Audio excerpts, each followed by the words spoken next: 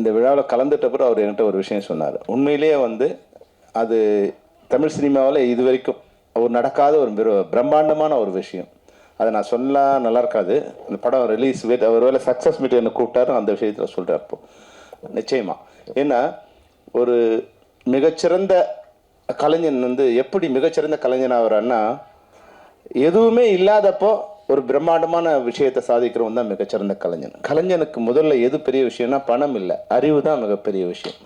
பணம் இருக்கும்போது பிரம்மாண்டமாக இருக்கலாம், பணம் இல்லாத போது அறிவால் பிரம்மாண்டமாக யோசிக்கலாம். அப்போது இந்த பிரம்மாண்டமான படத்தை இன்னைக்கு தயாரிப்பாளர் வந்து ஆங்கருக்கு முதல்ல செட்டில்மெண்ட் பண்ணுற அளவுக்கு வசதியாக வச்சுருக்காருன்னா அது எனக்கு தெரிஞ்ச முதல் டைரக்டர் இவர் தான்.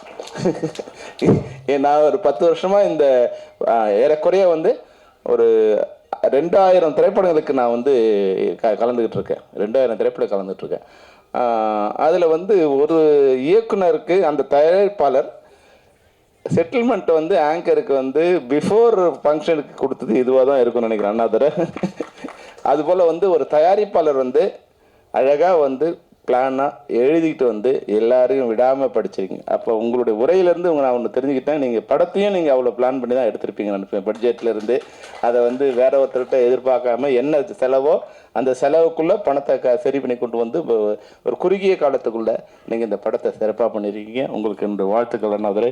எங்களுக்கும் நீங்கள் எந்த பேலன்ஸும் இல்லை, எங்கள் தொழிலாளர்களுக்கும் எந்த பேலன்ஸ் இல்லாமல் நீங்கள் படத்தை நீங்கள் வச்சுருக்கீங்க. உண்மையில் முகுந்தனுக்கு வந்து மிக மிக பெரிய வாழ்த்துக்களை சொல்லணும். அவங்களுக்கு இந்த மேடையில் வந்த பிறகு எனக்கு தெரிஞ்சது அந்த விஷயத்தை இவங்க எல்லாம் சேர்ந்ததால தான் பண்ண முடிஞ்சது. முகுந்தனால் ஒரு ஒரு கேப்டனுக்கு வந்து எது வந்து மிகப்பெரிய வெற்றியை கொடுக்கும்னா அவனோட படை தான் வெற்றி கொடுக்கும்.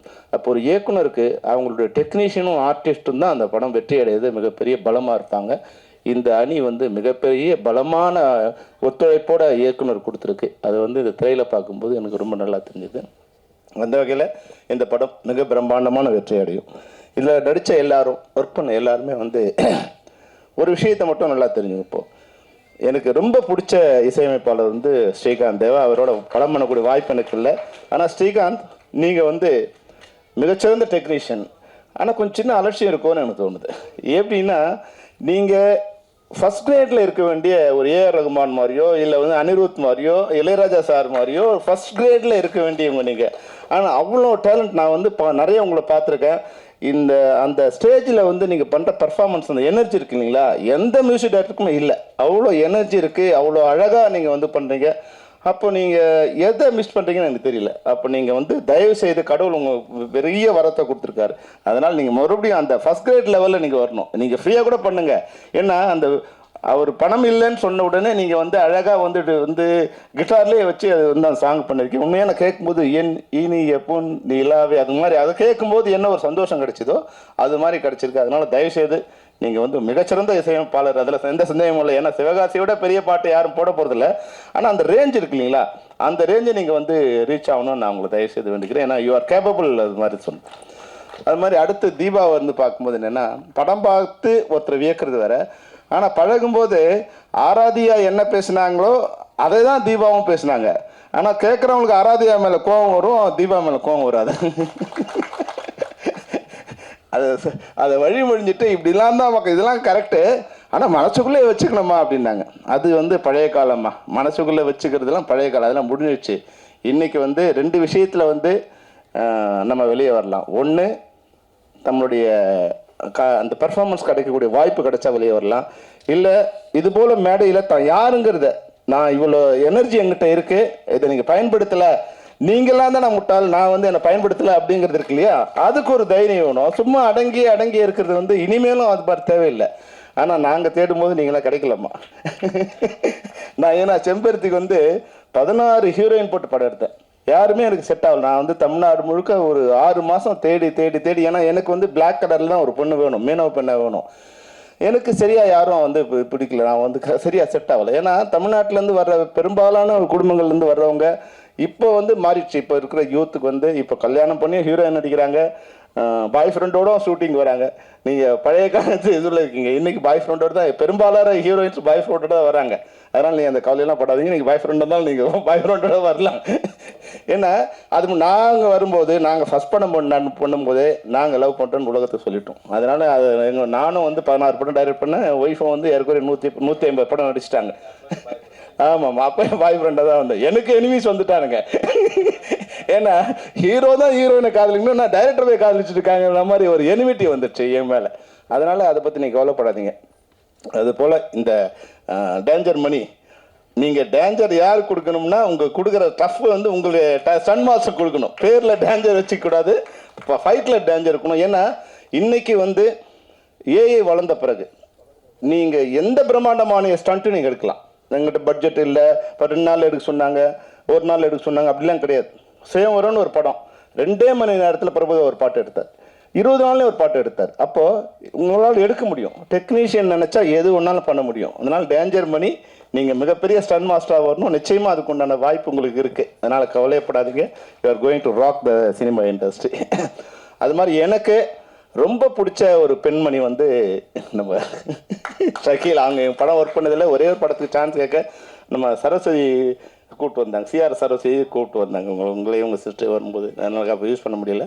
ஆனாலும் அதுக்கப்புறம் படம் பண்ணதுக்கப்புறம் ஒரு தைரியமாக இப்போ ஆராதியா என்ன பேசினாங்களோ அது ஆமாண்டா என்ன இப்போ அப்படி உங்கள் கேள்வி கேட்க உனக்கு தகுதி இருக்கா, என்ன குறை சொல்ல உனக்கு தகுதி இருக்கா, இயேசுநாதர் சொன்ன மாதிரி யாரா யோகியம் முதல் கல்லை எடுத்தாடிங்கிற மாதிரி அந்த தைரியத்தோட ஒரு பெண் எதிர்த்து நின்னது எனக்கு தெரிஞ்சு நீங்கள் தான்மா. நீங்கள் என்ன படம் பண்ணீங்க, எப்படி பண்ணீங்க, அப்படி வேறு விஷயம்.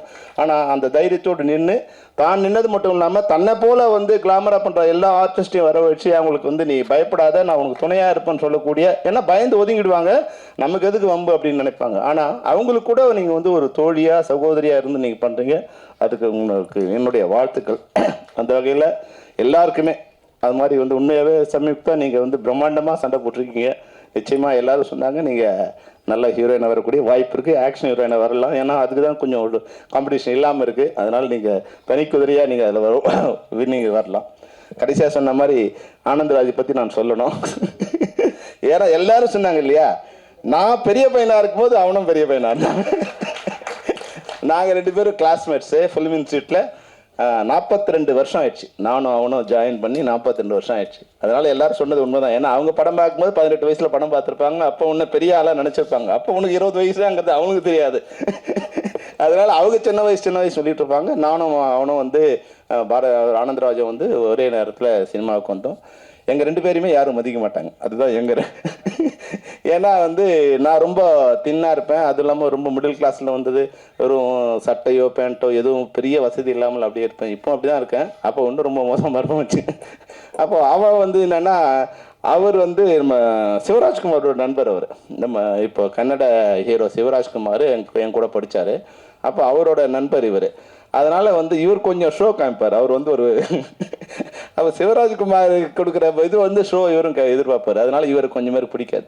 அதனால் மொத்தமாகவே வந்து இந்த யூனிட்டில் என்னையும் சேர்க்க மாட்டாங்க, ஆனந்தராஜன் சேர்க்க மாட்டாங்க. ஆனால் நான் முதல் படம் பண்ணும்போது எப்படி வந்து உரிமைக்கு அவர் படம் பண்ணாரோ அதுக்கு வந்து ஆட்டோ சங்கர் கேரக்டருக்கு வந்து நான் ஆனந்தராஜ் சூஸ் பண்ணி ஆட்டோ தர்மா கொடுத்தேன். நான் என்ன எதிர்பார்த்தனோ அதை விட இப்போ வந்து ஒரு 100 மடங்கு. இப்போ ஆராதியா சொன்னீங்க இல்லையா, நான் வந்து ஆனந்தராஜோட பர்ஃபார்மன்ஸில் என்னோடய பங்கு வந்து ஒரு 10-20 பங்கு தான் இருக்குது. அவனாக அதை வந்து யோசித்து இந்த கேரக்டர் எப்படி பண்ணணும், இந்த டைலாக் எப்படி டெலிவரி பண்ணணும், எந்த இடத்துல டைலாக் உடைக்கணும், எந்த இடத்துல பாஸ் கொடுக்கணும், எப்படி காஸ்டியூம் பண்ணணும், இது எல்லாமே அவங்கள டிசைட் பண்ணிக்கிறாங்க. அப்போ வந்து நான் இல்லைன்னா கூட அவங்க வந்து யாரோ ஒருத்தர் அவங்களை சூஸ் பண்ணிடுவாங்க. அப்போ ஆட்டோ சங்கரா வந்து உண்மையே அன்னைக்கு வந்து ஆனந்தராஜை பார்த்து பயப்படாது பெண்களே கிடையாது. எங்கள் உறவினருக்கு சொன்னாங்க, அப்பா அவனை கூப்பிட்டு வராதப்பா, வந்து கர்ப்பம் கலைஞ்சிருமா அவனை கூப்பிட்டு வந்து அப்படின்னு. அப்போ அவ்வளோ டெரர் கேரக்டர் வந்து ஆனந்தராஜ் அப்படி வரும்போது. அப்புறம் வந்து அடுத்து 2 படங்கள் வச்சு மக்களாட்சியில் வந்து அவர் அப்படியே வந்து வர ஒரு எங்கேருந்து அப்படியே வந்து ஒரு வயசான ஒரு 50-60 வயசு கேரக்டராக மாற்றி நடிக்க வைக்கணும். அதில் கொஞ்சம் காமிக்கல் வில்லனா அப்படி வந்து காமிக்கல் இல்லை, ஒரு குரூரமான வில்லனா வந்து அதில் வந்து இது பண்ணும். அது பார்த்து மிரண்டு போயிட்டாங்க. அன்றைக்கி வந்து உண்மையிலே ஆனந்தராஜ் இப்படி ஒரு கெட்டப்பா அப்படின்னு. அப்போது அந்த வளர்ச்சி இருக்குங்களா, யாரு கூட வந்து எவ்வளோ 200 மேலே ரீச் ஆகிட்டியா? பா 400 படங்களை தாண்டி இருக்காரு. விரைவில் நீயும் 1000 படம் 1000 தலை வாங்கி அபூர்வ சிந்தாமணி மாதிரி 1000 படம் கண்ட ஆனந்தராஜா நீ மாறணும். அந்த அளவுக்கு வாய்ப்பு இருக்கு. ஆனால் பேரரசு சொன்னதில் மட்டும் எனக்கு ஒரு சின்ன இது இருக்கு. என்னன்னா ஆனந்தராஜ் நம்பியார் சாமி மாதிரியோ இல்லை அசோகன் மாதிரியோ மாற மாட்டார். அவர் எம்ஆர் ராதா மாதிரி தான் வருவானே தவிர அது வில்லனாகவும் நடிப்பான், கேரக்டராகவும் நடிப்பான், காமெடியனாகவும் நடிப்பான். அதனால அந்த இது அந்த டெரர் கொண்டு வரக்கூடிய இப்போ இதில் பார்க்கும்போது சிரிப்பு வர வைக்கணுங்கிறது அவன் நோக்கமாக இருந்ததால் நமக்கு சிரிப்பு வந்தது. ஆனால் இப்போ டெரர் வர வைக்கணும் நிச்சயமாக அவரால் முடியும். அந்த அளவுக்கு அந்த கேப்பபிலிட்டி உள்ள ஆர்டிஸ்ட் ஆனந்தராஜ். அவங்க சேர்ந்து மெட்ராஸ் மாஃபியா கம்பெனி ஆரம்பிச்சிருக்காங்க. இந்த மாஃபியா கம்பெனி பேரில் மட்டும் மாஃபியாவாக இருந்துட்டு வசூலில் மிகப்பெரிய கலெக்ஷன் பண்ணி தமிழ் இண்டஸ்ட்ரியை வாழ வைக்கணும். சின்ன திரைப்படங்களை இது போல் இயக்குனர்கள் முகுந்தன் மாதிரி இயக்குனர்கள் தான் மற்ற இன்னைக்கு இருக்கிறவங்கெல்லாம் முகுந்தன்கிட்ட ஒரு பாடம் கற்றுக்கணும். என்னென்னா வர தயாரிப்பாளருக்கு என்ன பட்ஜெட்டில் பணம் சொன்னமோ அந்த பட்ஜெட்டுக்குள்ளே படத்தை முடித்து அவங்க ரிலீஸ் பண்ணுறதுக்கு யார்கிட்டையும் போய் கையேந்தாத ஒரு இடத்துல, அதாவது நமக்கு 1000 கற்பனை இருக்கும். இன்றைக்கி தமிழ் திரைப்படங்களுக்கு ஃபைனான்ஸ் பண்ணுறதுக்கோ இல்லை படத்தை பணம் கொடுத்து வாங்கிறதுக்கோ யாருமே இல்லை. அப்போ தயாரிப்பாளர் மட்டும்தான் மொத்த சுமையும் சுமக்கணும். பைசாவிலேருந்து மொத்த சமயம் சுமக்கணும். இன்றைக்கி நம்ம படம் கொடுத்தா கூட அது ப்ரொஜெக்டர் கூட தேட்டருக்காரங்க வாங்க மாட்டாங்க. அந்த ப்ரொடக்ட் சார்ஜ் கூட நம்ம தான் கொடுக்கணும்.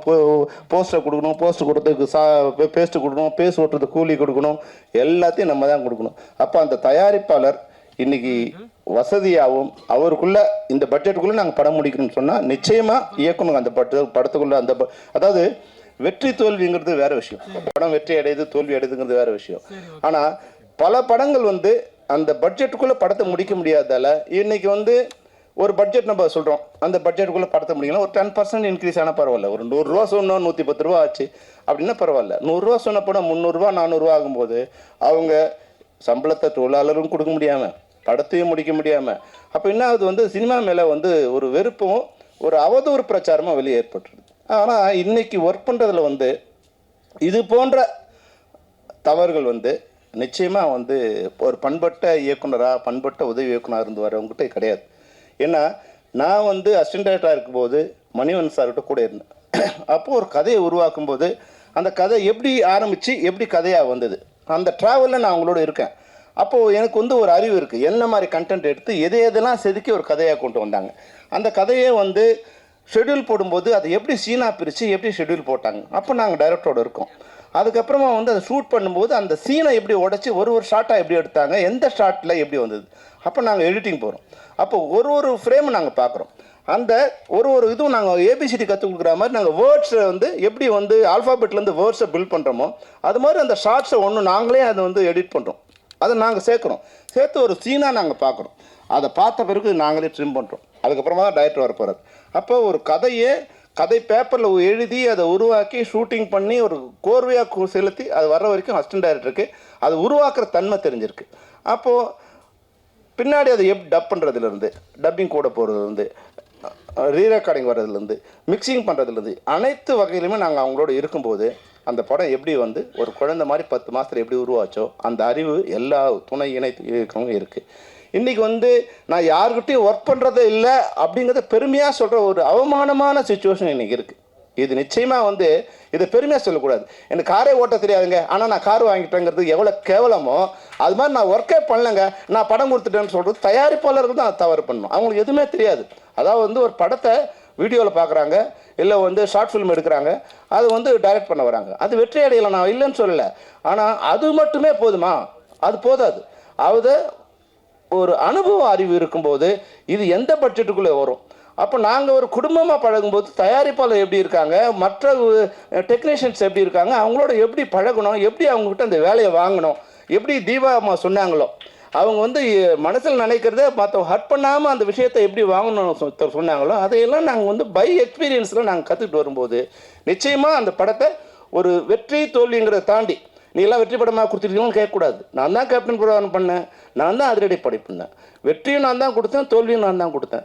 அது ரெண்டுத்துக்கும் ஒரே உழைப்பு தான். ஆனால் ரெண்டுத்துலையுமே ஒரு படம் இவ்வளோ மோசமாக இருக்கான்னு யாரும் சொல்ல முடியாது.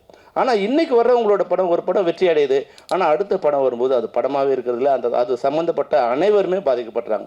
இப்போ மற்றவங்களோட பாதிப்பை பற்றி யாருமே கவலைப்படுறதில்லை. அந்த நான் ஏற்கனவே போன மீட்டிங்கில் சொன்னேன், வந்த 2500 தயாரிப்பாளர்களில் 2500 தயாரிப்பாளர்கள் காணாமல் போயிட்டாங்க. அதை காணாமல் அடிச்சதில் இங்கே இருக்கவங்களுக்கு பெரிய பங்கு இருக்குது. அது இவங்க யாருன்னா, டிரைவிங் தெரியாத ஆளை டிரைவராக கொண்டு வந்து வச்ச தயாரிப்பாளர். அதுதான் அவங்களோட தவிர இண்டஸ்ட்ரியோட தவறு இல்லை. இப்போ முகுந்தன் மாதிரி இந்த டேட்டுக்குள்ளே படம் முடிக்கக்கூடிய இயக்குனர்கள் வந்து இன்றைக்கி 100 பேர் தயாராக இருக்காங்க, 200 பேர் தயாராக இருக்காங்க. ஆனால் நீ எல்லாம் அசிஸ்டண்ட்டாக ஒர்க் பண்ணியா? நீ வந்து மணிவன் அசிஸ்டண்டா, செல்வமணி அசிஸ்டண்டா, உதயகுமார் அசிஸ்டண்டா? ஐயோ வேணாப்பா, அசிஸ்டண்ட்லாம் யாரும் வேண்டாம். புதுசாக யாராக வந்தீங்களா? அசிஸ்டண்டே இல்லாமல் ஒர்க் பண்ணாதவங்க வந்தீங்கன்னா கதை சொன்னீங்கன்னா படம் எடுக்கிறங்கிறத தயாரிப்பாளர் அந்த ஒரு மென்டாலிட்டியில் வந்துட்டாங்க. இது என்னென்னா, ஒரு படம் வந்து அது போல் இருக்க ஒருத்தர் வந்து வெற்றி அடையும் போது அது மாதிரியே எல்லா படங்களும் வெற்றி அடையும்னு அவங்க நினைக்கிறாங்க. அது வந்து தவறான கருத்து. அது போல் இருந்ததால் தான் இன்றைக்கி இண்டஸ்ட்ரி ரொம்ப கேவலமான மோசமான நிலைக்கு ஆளாயிடுச்சு. இதெல்லாம் ஒரு படமா?